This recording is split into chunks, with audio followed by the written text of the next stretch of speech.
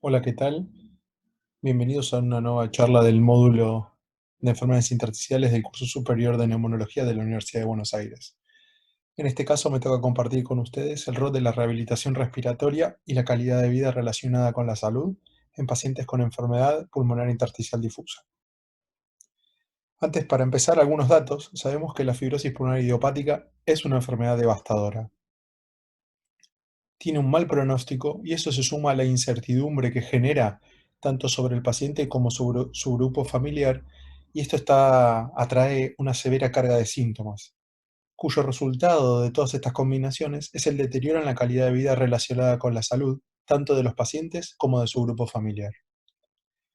Los nuevos fármacos antifibróticos en los últimos años han disminuido la tasa de progresión de la enfermedad, pero el efecto sobre la calidad de vida no ha sido demostrado convincentemente.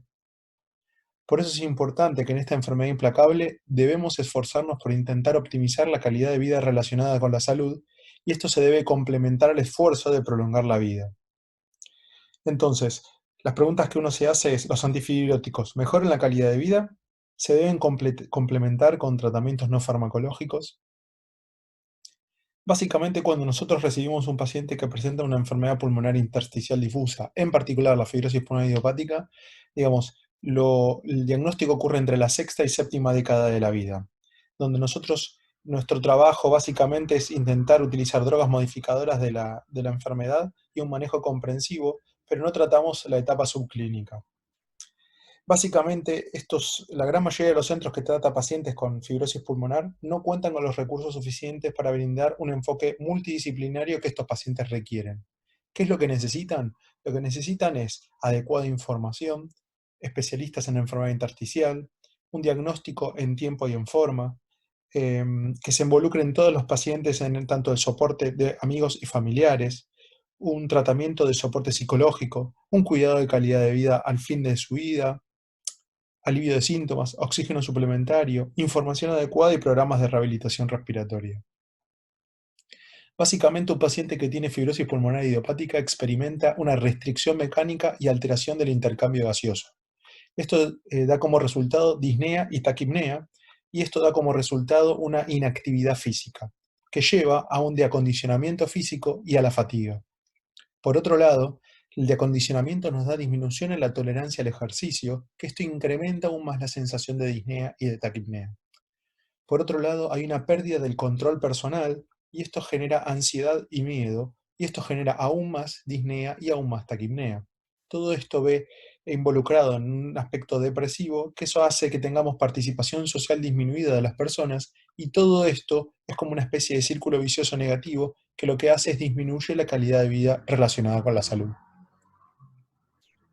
Este trabajo, ya de base a bastantes años, habla de un correlato clínico entre la actividad física medida por el número de pasos por día a través de un podómetro y su correlación con la capacidad vital forzada, el grado de disnea MRC, la disminución de la DLCO y el test de marcha, lo cual habla de que la disminución del número de pasos por día que se correlaciona con el nivel de actividad física establece que a menor actividad física tiene mayor parámetros de severidad, en virtud del pronóstico de la enfermedad. Ahora bien, en la población internacional, científica y médica, en la comunidad médica, ¿le damos importancia real a la calidad de vida? Fíjense, esto es una especie de pequeña fotografía de cuántos trabajos hay sobre calidad de vida relacionada con la salud, que está medida en los gráficos en color azul, y la cantidad de trabajos que hay en cuestión de costos. Básicamente, hay muy poca cantidad de trabajos que habla sobre la calidad de vida relacionada con la salud. Este es un trabajo que ya lleva un par de años, que es si la calidad de vida relacionada con la salud en los pacientes con fibrosis pulmonar idiopática es la misma en la vida real que en los estudios de clinical trials. Este es un estudio de 623 pacientes con fibrosis pulmonar idiopática, a los cuales se les hizo el cuestionario de St. George, que es el cuestionario de calidad de vida para pacientes respiratorios, y el cuestionario de la Universidad de San Diego para falta de aire. Es la típica población FPI con una edad media de casi 70 años, la gran mayoría masculinos, con una duración promedio de 2 años, y la típica FBC y DLCO de los pacientes FPI. Y la media de St. George era un total de casi 50 puntos, 48,3. Si ustedes se fijan los trials de pirfenidone y nintedanib, esto es 10 puntos mayor en la vida real que en los trials, lo cual habla de que en la vida real los pacientes con FPI tienen peor calidad de vida comparada con los estudios clínicos. Este grupo también habló de los cambios y pronósticos en las actividades físicas en los pacientes con fibrosis pulmonar idiopática. Siguió 46 pacientes, en la típica población FPI, y comparó el valor pronóstico de la actividad física y los parámetros de mortalidad que incluían los típicos, la tasa de declinación del FBC, la del SO y la disminución del test de marcha de 6 minutos. Y lo siguieron durante 34 meses. Durante ese periodo, 20 pacientes fallecieron, casi la mitad. Pero aquellos que habían sobrevivido solo habían declinado 130 mililitros en la FBC y solamente 9 metros en el test de marcha. Pero cuando midieron los números de pasos por día medidos por podómetro, los sobrevivientes habían caído casi 1000 pasos por día, que eso era casi el 50% de su capacidad física. Esto nos hace pensar que las medidas de actividad física, digamos, pueden ser una nueva manera de reflejar el impacto del empeoramiento clínico en la vida cotidiana del paciente que no puede ser medido por las variables clásicas que todos ustedes conocen. Entonces, para ayudar debemos identificar los problemas uno por uno. ¿Qué herramientas tenemos nosotros para evaluar previo al ingreso de un programa de rehabilitación respiratoria en pacientes con FPI y qué hacemos para mejorar su calidad de vida? Entonces, para la primera pregunta, los típicos estudios que les dicen que un paciente debe tener previo al ingreso de rehabilitación respiratoria es una espirometría, debe tener volúmenes pulmonares e intercambio gaseoso, gasometría arterial y una imagen tomográfica de alta resolución que nos van a explicar los comportamientos y las respuestas en el ejercicio, un apto cardiológico, ya sea un electrocardiograma y ecocardiograma Doppler, y si el cardiólogo lo solicita, algún estudio complementario, y el típico test de marcha de 6 minutos realizado en el contexto del inicio de la rehabilitación respiratoria. Esto es importante para tener como valor de referencia a ser comparado luego del programa, pero también nos evalúa la desaturación durante el ejercicio. Ahora bien, hay un quinto punto que es alguna herramienta más, y esto es donde yo me quiero detener un ratito. Nosotros utilizamos mucho lo que se llaman Patient Report Outcomes, que son básicamente reportes que nos hacen los pacientes que nos permiten mejorar la comunicación y detectar necesidades no reconocidas e incluso problemas como medidas objetivas de intervención. Una de las herramientas es medir la calidad de vida relacionada con la salud. Para la calidad de vida relacionada con la salud vamos a tener determinados cuestionarios. Debemos también medir disnea, tolerancia al ejercicio y cuestionarios con ansiedad y depresión. En particular, para la calidad de vida relacionada con la salud, utilizamos tres tipos de cuestionarios. Está el clásico St. George, pero ya está el St. George Respiratory Questionnaire I, que es el específico para pacientes con fibrosis pulmonar idiopática, y el cuestionario CABAIL, que también lo tenemos. Básicamente, nuestro equipo de rehabilitación respiratoria hizo un trabajo en conjunto con el cuerpo médico y tradujimos y validamos este cuestionario St. George específico al castellano. Básicamente, la diferencia entre el típico St. George y el St. George específico para fibrosis pulmonar idiopática es que remueve varias preguntas que están en los típicos pacientes EPOC, como por ejemplo tos, expectoración, volúmenes de esputo que estaban en el cuestionario clásico, que para los pacientes con enfermedad intersticial no lo tenemos. En este trabajo nosotros lo que hicimos, aparte de validarlo, le pedimos medición de actividad física con un acelerómetro triaxial. Por otro lado, el cuestionario CABAIL no tiene tantas preguntas como el St. George. El St. George tiene 34 y el CABAIL tiene solamente 15. Estamos en un proceso ahora de validación y traducción al castellano. Es un poquito más complicado para hacer, pero es un poquito más rápido en cuanto al tiempo. Y tiene una diferencia con el St. George, que tiene la pregunta 15, que habla del impacto financiero que tiene la enfermedad en la condición pulmonar de los pacientes. Que eso no es un dato menor, sobre todo en los países del tercer mundo. Como otras herramientas de evaluación para la disnea utilizamos la escala de Mercy, eso no me voy a detener porque ya todos lo saben, pero sí para tolerancia al ejercicio. Y para tolerancia al ejercicio básicamente hay tres test. El primer test es el test de marcha de 6 minutos, el segundo es el test incremental y el tercero es el test de carga constante. Básicamente el test de marcha de 6 minutos nos aporta los metros recorridos como variable primaria, pero también nos aporta otros datos adicionales, como por ejemplo la saturación de oxígeno mínima alcanzada, la frecuencia cardíaca, la tensión arterial durante el ejercicio y el grado de disnea y fatiga de los miembros inferiores medidos por la escala de Borg. Las variables derivadas del test de marcha es el trabajo, la velocidad en metros por segundo, el producto a distancia de saturación, la desaturación inducida por el ejercicio y el número de detenciones. ¿Qué queremos decir con esto? Que básicamente el test de marcha no es la cantidad de metros que recorre, sino habla de un comportamiento integral de los pacientes. Y los otros dos test es el test incremental y el test de carga constante. El test incremental lo que nos permite establecer es el porcentaje de intensidad del entrenamiento. Es decir, nosotros lo sometemos al paciente a que haga el test a su máxima intensidad. Y eso nos va a permitir después elaborar estrategias al 50, 80 y 90% de su test incremental para no sobreexigir a los pacientes. Y por otro lado, el test de carga constante lo que nos permite saber es a una determinado porcentual de su intensidad, cuánto tiempo puede mantenerse, por ejemplo, en una cinta a, por ejemplo, el 60% de su test incremental. Y eso nos permite medir tiempo constante. El ejemplo más clásico es, por ejemplo, si uno lo sube a un paciente arriba de una cinta caminadora y lo coloca, por ejemplo, al 60% de su test incremental, le hace, por ejemplo, a 6 kilómetros por hora, nosotros lo que hacemos es subimos al paciente a la cinta y lo mantenemos a 6 kilómetros por hora, siempre a velocidad constante, y cronometramos la cantidad de tiempo que puede hacer hasta que se detiene. Eso nos va a permitir medir, digamos, antes y después de un programa de rehabilitación respiratoria, si hay alguna diferencia en la cantidad de tiempo que puede sostener el paciente a la misma velocidad. Por eso se llama carga constante. El test de carga constante es mucho más sensible que el test de marcha para medir cambios en la tolerancia al ejercicio. En orden de sensibilidad, el menos sensible es el test de marcha, le sigue el test de carga constante y el último, que es el de mayor sensibilidad, que seguramente ustedes conocen, es el test de ejercicio cardiopulmonar.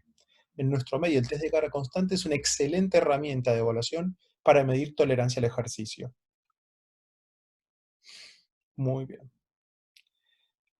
Con respecto a mejorar la calidad de vida, los pacientes se comportan como una rueda de equilibrio de síntomas. Los síntomas están dados por la disnea y la tos, la percepción de esos síntomas, que están percibidos con ansiedad y fatiga, y la reacción frente a esos síntomas y esas percepciones, que es la depresión y el de acondicionamiento médico. Todo eso genera el núcleo de la calidad de vida relacionada con la salud.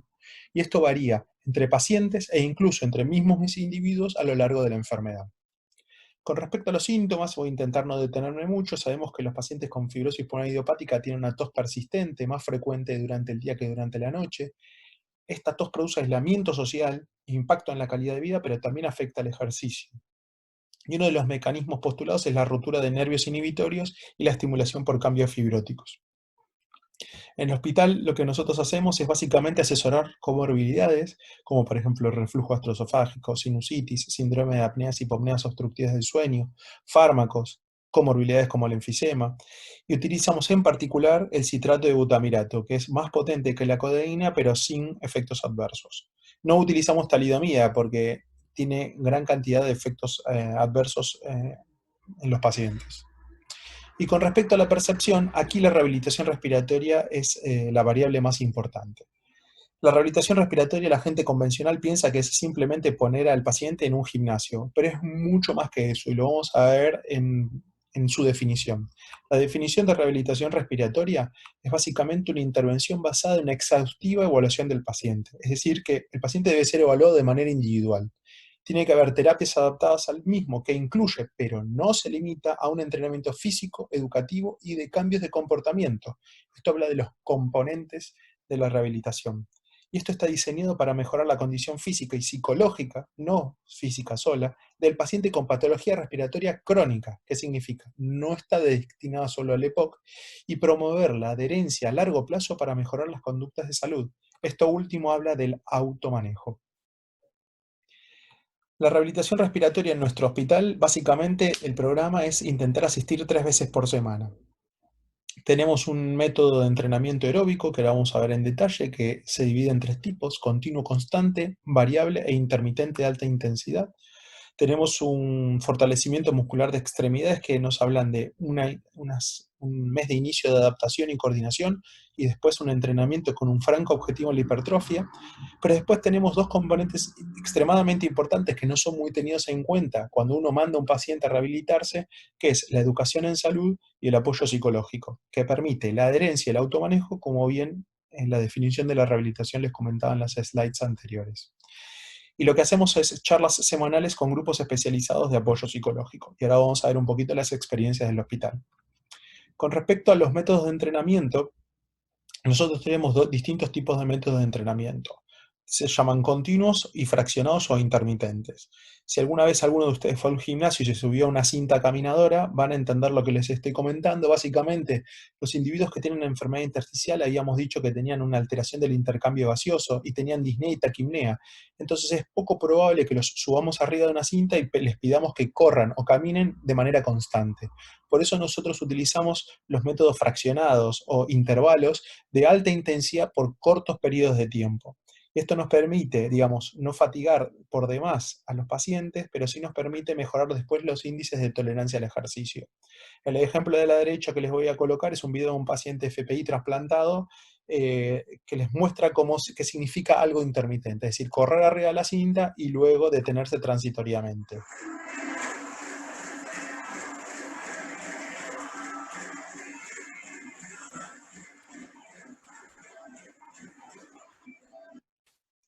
Por otro lado, nosotros planificamos el entrenamiento de fuerza. Les comentaba que el primer mes es de adaptación educativa, hipertrofia y coordinación, y a partir del segundo, tercer y cuarto mes, el objetivo es la hipertrofia. Y nosotros hacemos distintas rutinas, ya sea para miembros superiores, miembros inferiores y el core, y se hacen distintos tipos de series y repeticiones, y lo que intentamos hacer es siempre primero cuál es la cantidad de repeticiones máximas que puede hacer el paciente, y la carga se establece entre el 70 y el 85% de las repeticiones máximas. Las modalidades pueden ser circuitos o series pares, circuitos que hacen distintas etapas con distintos ejercicios y hay distintas pausas de acuerdo a la modalidad. Es muy importante, digamos, evaluar a los pacientes previos porque, por ejemplo, un paciente desnutrido no va a tener el mismo nivel de entrenamiento ni distinto nivel de fuerza que un paciente que está, por ejemplo, con parámetros nutricionales normales. Por otro lado, digamos, la rehabilitación respiratoria excede solamente el FPI. Es para todo tipo de enfermedad intersticial, sarcoidosis o incluso enfermedades reumáticas en compromiso respiratorio. Estos son distintos trabajos, en particular una persona que es Anne Holland, que es una australiana que es la líder mundial en opinión sobre actividad física, que demuestra el efecto de la eficacia del entrenamiento de la rehabilitación respiratoria en los pacientes con EPID. Salió una metaanálisis de Cochrane en el año 2014 que habla de subgrupos que están a su izquierda en violeta, generales para EPID, específico de FPI, severos por características y de saturadores severos, todos mejoran los parámetros de test de marcha de 6 minutos, de grado de disnea y parámetros medidos de calidad de vida luego de un programa de rehabilitación respiratoria. Es decir, no importa qué enfermedad intersticial tengas, no importa si sos severo, no importa si son de saturador, después de un programa de rehabilitación respiratoria para pacientes con enfermedad intersticial, mejoran estos parámetros. Esta es la derivación de los pacientes con enfermedad intersticial al gimnasio de rehabilitación de nuestro hospital. Normalmente la EPOC es una enfermedad extremadamente prevalente en Argentina en particular y en el mundo, y fíjense que para el año 2011 el 60% de los pacientes derivados a rehabilitación respiratoria eran EPOC. Y fíjense a lo largo de los años cómo las curvas se fueron cambiando, donde hoy en el gimnasio prevalece la cantidad de pacientes con enfermedad intersticial versus con la cantidad de EPOC. Y esto no tiene que ver con que hay más EPID que pacientes EPOC, sino que depende del médico que los deriva.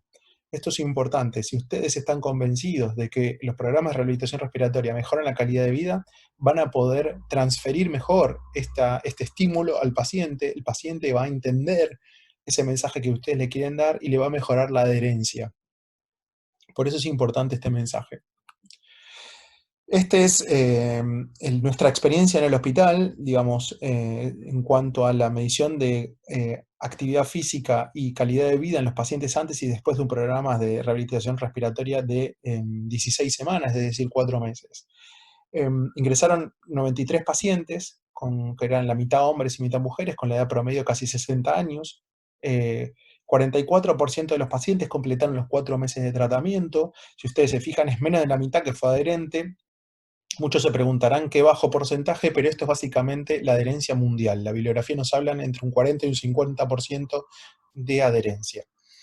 Y si se fijan, hay distintas letras sobre los gráficos de barras, que es la S, la A, la I y la T, que es básicamente los componentes del cuestionario de St. George I, que es síntomas, actividades, impacto y total. Lo que nos importa es en la columna azul es antes del programa de rehabilitación y en rojo la posterior al programa de rehabilitación. Recuerden que cuanto mayores son los números, peor es la calidad de vida, y cuanto mayor es la diferencia en negativo, mejor es la calidad de vida que se ha ganado. Para que ustedes se den idea, una mejoría con una diferencia mínima clínica significativa en términos de calidad de vida es menos 4 puntos. Y si ustedes se fijan, el total es casi menos 9 puntos, es decir, casi el doble de la diferencia mínima clínica significativa después de un programa de rehabilitación respiratoria. Y esto es independiente de la enfermedad y de qué tipo de tratamiento recibían los pacientes. Con respecto a los parámetros de tolerancia al ejercicio, antes y después del programa de rehabilitación, la diferencia fue solamente más 14 metros, lo cual no es la diferencia mínima clínica significativa. La diferencia mínima clínica significativa es entre 28 y 34 metros, pero si ustedes se fijan en el gráfico de la derecha, nosotros subdividimos en aquellos que caminaban menos de 400 metros de aquellos que caminaban más. En aquellos que caminaban menos de 400 metros, la diferencia fue más 40 metros, lo cual sí fue clínicamente significativo, y esto habla de que los pacientes, cuanto mayor impacto tienen en cuanto a cantidad de metros caminados, más se pueden beneficiar del programa de rehabilitación. El test incremental no dio diferencias, pero si se fijan, el test de carga constante. Se recuerdan que el test de carga constante es la cantidad de minutos que puede permanecer el paciente a la misma velocidad antes y después de un programa de rehabilitación respiratoria. Y fíjense que la diferencia, que es del 63%, significa que pudieron estar 7 minutos más arriba de la cinta a la misma velocidad antes y después de un programa de rehabilitación respiratoria. Que eso no se ve reflejado en el test de marcha, que es de 14 metros. Por eso el test de carga constante es mucho más sensible en medir tolerancia al ejercicio que el test de marcha. Con respecto a la percepción, el uso de oxígeno, la desaturación en el ejercicio es muy común en los pacientes con FPI. La hipoxemia en reposo solamente se da en fases finales de enfermedad y es muy útil el oxígeno en comorbilidades como hipertensión pulmonar o falla cardíaca derecha. Ahora la pregunta que nos hacemos es, ¿el oxígeno reduce la disnea? ¿Mejora la tolerancia al ejercicio? Este es un trabajo que salió a mediados de 2018, se llama Unbox Study, que es básicamente casi 80 pacientes con FPI, y les dieron oxígeno ambulatorio, con la mochila de oxígeno que ustedes ven en la foto. Y le hicieron la medición de los parámetros de calidad de vida y de score de disnea y de test de marcha antes y después de la utilización del oxígeno. Pero lo dividieron en dos subgrupos, pero todos con la misma mochila. Unos utilizaban oxígeno y otros utilizaban un gas inerte, y a las 2 semanas los cruzaron para ver si había alguna diferencia. Y lo que se obtuvo es que con el oxígeno ambulatorio había mejoría en los scores de cuestionario de calidad de vida y había mejor en los scores de grado de falta de aire, pero no hubo diferencias en cuanto al dominio psicológico, es decir, el impacto psicológico de la utilización del oxígeno fue también muy importante. Por eso es importante evaluar la ansiedad y depresión. Y para la ansiedad y depresión nosotros utilizamos un cuestionario que se llama HATS, que es el Hospital Anxiety and Depression Scale. Esto está validado en castellano. Acá se los paso. Básicamente es un cuestionario de autoaplicación. Tiene 2 subcomponentes, 7 de ansiedad y 7 de depresión. Es autoadministrable, no lleva más de 10 minutos hacerlo y permite describir los síntomas durante la última semana, incluyendo el día que hacen el test. Hay distintos puntos de corte que ahí les mostré, que hablan de depresión relevante, consideración o sintomatología muy relevante, y esto nos permite establecer un poquitito frente a qué tipo de pacientes estamos a nivel emocional. Nosotros hicimos un trabajo en el Hospital María Ferrer junto con el Instituto Nacional de Enfermedades Respiratorias de México entre 2017 y 2018, y reclutamos casi 150 pacientes con EPI diagnosticados por un especialista, y medimos el diagnóstico de PID, el grado de disnea, el tiempo de evolución de la enfermedad y parámetros funcionales respiratorios, y Un psicólogo hacía una entrevista y le hacía el cuestionario de calidad de vida, medido por St. George, y el cuestionario de ansiedad y depresión, medido por Hartz. Y lo que encontramos entre los pacientes de la corte mexicana y la argentina es que el sexo femenino predominaba, no había diferencias en cuanto a las pruebas funcionales, la gran mayoría eran enfermedades autoinmunes, que es el 50%, un 28% eran neumonitis por hipersensibilidad y un 22% eran fibrosis pulmonar idiopática. Lo que sí se obtuvo fue una frecuencia de ansiedad y depresión reactiva importante del 27%, es decir, uno de cada 3 pacientes, digamos, tenía trastornos emocionales no diagnosticados. Y hubo una gran diferencia entre Argentina y México, donde Argentina presentaba un mayor número de casos a nivel de malestar emocional de 48% contra un 13%. El 27% es el global. Pero Argentina, la mitad de los pacientes, uno de cada 2 pacientes tenía trastornos emocionales. Por último, el estado nutricional. Es importante trabajar sobre esto porque los pacientes con FPI tienen cambios en el porcentaje del peso corporal y esto tiene influencia en el curso de la FPI y también en un programa de rehabilitación respiratoria. Se establece como pérdida del peso corporal cuando es mayor al 5%. Y esto es un factor independiente de mortalidad. Una de las mayores demandas que tienen los pacientes o de las mayores preocupaciones que tienen los pacientes es la pérdida de peso a pesar de la ingesta. Entonces es importante trabajar el equipo con un servicio de gastroenterología y nutrición adecuado que conozca de la enfermedad. Por último, hay que evaluar las necesidades y los valores de los pacientes. Los pacientes en un programa de rehabilitación respiratoria lo que nos piden es hablar sobre el futuro, que les demos un pronóstico, que seamos honestos y planificar un fin de vida. Y esto está basado en una educación que nosotros debemos hacer. El equipo que hace rehabilitación respiratoria tiene que estar educado para enseñar y discutir estos temas con los pacientes. Piensen que los rehabilitadores los ven 3 veces por semana a los pacientes, básicamente conviven con ellos. Y por otro lado, los profesionales debemos saber que la rehabilitación mejora la función pulmonar, reduce los síntomas y provee soporte social. Y por otro lado, tenemos que proveer información sobre tratamientos farmacológicos actuales. Es importante que en el programa de rehabilitación se discutan temas específicos propuestos como programa educativo, ya sea relajación y conservación de energía, síntomas, los beneficios versus los potenciales efectos tóxicos de cualquier terapia farmacológica, cómo usar correctamente el oxígeno y su higiene, estrategias para disminuir el trabajo respiratorio, manejo de ansiedad y depresión, reconocer las exacerbaciones, prepararnos y recuperarnos para un trasplante pulmonar, una directiva avanzada y planificación de fin de vida. Esto es importante porque los pacientes van a tener estas dudas y probablemente no tengan el tiempo suficiente en una consulta médica para evacuarlas. Por eso es importante que el equipo que hace la rehabilitación trate estos temas específicos para darle mayor contención. Finalizando, sabemos que la fibrosis pulmonar idiopática, la rehabilitación respiratoria, mejora la restricción del intercambio gaseoso gracias al oxígeno suplementario y esto nos mejora el grado de disnea y taquipnea. No sabemos si esto mejora la actividad física, pero sí sabemos que disminuye la fatiga y la tolerancia al ejercicio medida por los parámetros que comentamos previamente. Por otro lado, el tema del autocontrol todavía no lo hemos evaluado y tampoco hemos evaluado los resultados en cuanto a ansiedad y el miedo, tampoco en cuanto a depresión.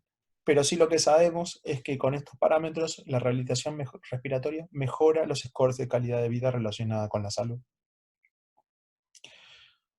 Volviendo a las primeras filminas, básicamente nosotros dijimos que el diagnóstico es entre la sexta y séptima década de la vida y que en la última parte, la rehabilitación respiratoria, la oxigenoterapia y los cuidados paliativos parecería ser donde más énfasis se hace y lo único que uno tiene que hacer a futuro para mejorar la calidad de vida es aumentar la investigación a nivel genético, evitar los factores predisponentes del desarrollo de la enfermedad, mejorar el diagnóstico en las etapas subclínicas, pero en particular, ante el inicio de los síntomas y el diagnóstico, hay que derivarlos precozmente a los programas de rehabilitación respiratoria, no cuando el manejo es comprensivo y nada más.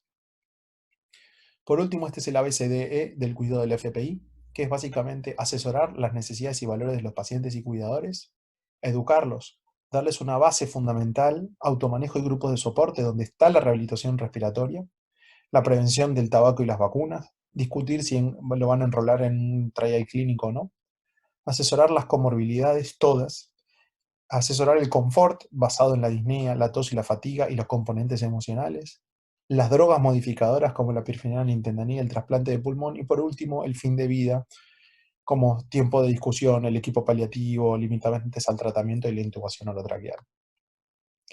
Les agradezco mucho por su atención y espero que les haya servido.